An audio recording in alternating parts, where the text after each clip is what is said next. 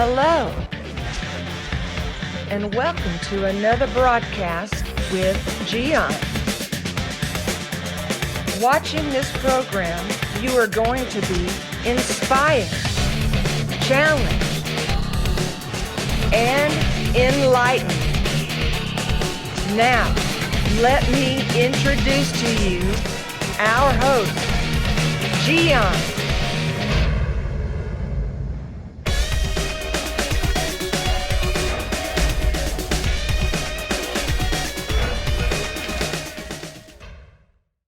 Correcting a child is necessary. But some people had horrible childhoods and they say, no, I'm not gonna do what my parents did to me, what my dad did to me. You know, I had a horrible childhood. I don't even want to talk about it. No, I'm gonna be different kind of father, different kind of mom. No, and they refuse to correct their child. They have no idea the damage that they are creating in this child, because correction is needed. There are a few exceptions in the history of humankind that people did the right thing all their lives. I know one, Jesus. Maybe there is another example there, maybe another exception for, but most of humans, being imperfect, are rebel. It's part of the nature to be defiant to authority and do whatever we want to do. So correction is needed, is necessary. You know, those people that refuse to correct their child when they are little in the house, and they don't do it with love in the house, you know, that child is going to be corrected in the world without love. Would you like that? I don't think so. So you need to correct your child in your home and do it with love. One of the things that you have to do is constantly talk about the situation with the kids. You know, kids sometimes pretend to be dumb. They pretend that they don't understand. And sometimes you have to play along that game and repeat the thing every day if it's necessary. You have to repeat it and repeat it and repeat it. You have to enforce whatever you need to enforce, your rules in your home. So it requires a lot of effort, mentally, emotionally, and of course physically, because you have to say it and sometimes show it constantly to a point where you feel exhausted. I get that. You know, I'm a father. I understand what I'm saying. But the thing is, if you give up, then you're not going to do your job, because your job is to train your child to do what is right. That's your job. Therefore, you have to correct them. I was telling you earlier, the importance of talking about this situation with the kid constantly. They have to get it. But sometimes you have to correct the kid. Well, the first thing that I will suggest you to do when you are correcting your kid is to bring that kid to a place where you and him or her are going to talk about what just happened.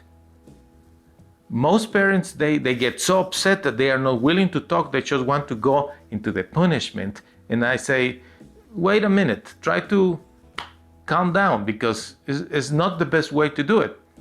You have to explain to your child why the punishment is coming. Whatever sort of punishment that is reasonable, you will apply. The first thing is to talk to the kid. Call the kid and tell them, listen, Jimmy, I told you that you shouldn't do this. I told you that you should do this. But look what you are doing. And then you say, because I warned you, now you are going to receive the punishment, and you are going to punish the kid according with whatever you and your wife, you and your husband, you have discussed in your family are the proper methods.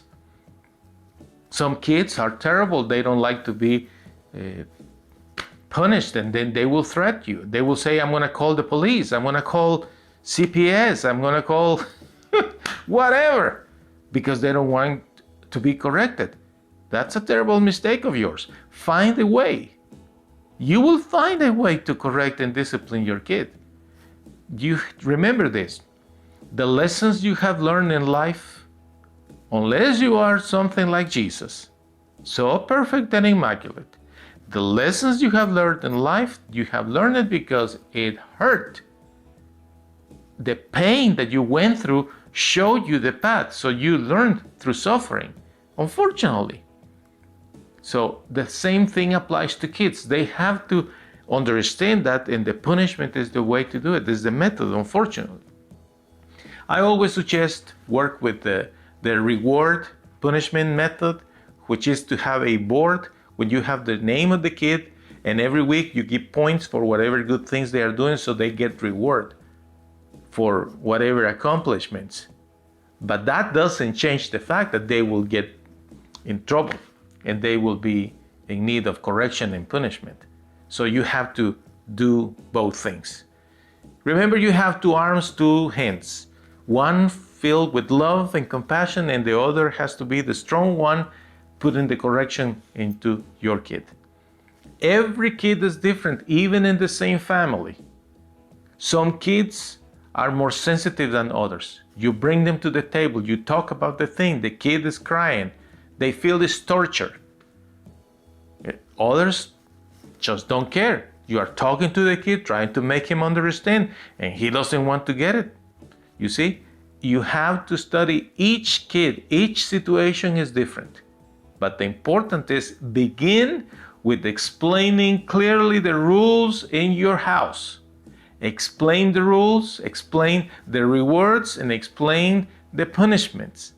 And then when they fail, you need to talk to the kid about what happened and why he is going to be punished. And then be consistent with the punishment. If you say to the kid, you are not going to use this thing for this period of time, you have to keep your word. Because if you are weak and you're going to change your mind about the punishment that you are giving to the kid is not going to believe you. It's not going to work. You have to be firm. So therefore, before you make any decisions with the punishment, think about it. How long you are going to say no to the kid to have access to these things? How long? Is it worth it? What the kid is going to be doing if you take these things away from him? So think about all these things. You have to be smart, my friend. You are the adult. You are the adult. You need to control the situation in your home, not the other way around. Kids are smart, but you should be smarter. And if you feel that you just can't figure it out, talk to another parent. Talk to your parents. Talk to other adults and tell them, this is the situation that I have in my house. My little boy is doing this, my little girl is doing that, my teenager is doing this, my teenager is doing that, etc. You have to put order in your home. Correct your kid in your home with love, rather than the world correcting your kid later in life without love. So I'm going to leave you with this little joke. This guy said one day, I'm struggling with my teenagers. I really don't know what to do with them. They are really rebels. Thinking about it, I reflect on the story of the Bible about Satan being kicked out from heaven because he rebelled against God. In my meditations, I came to a conclusion, he said, that Satan was 16 years old when he did that. Good night. Thank you for watching another broadcast with Gian. The schedule of this program: Tuesday, Wednesday, Thursday, and Saturday at 7 p.m. Central Standard Time. Check the website mygiancarlo.com for more videos. We hope to see you soon.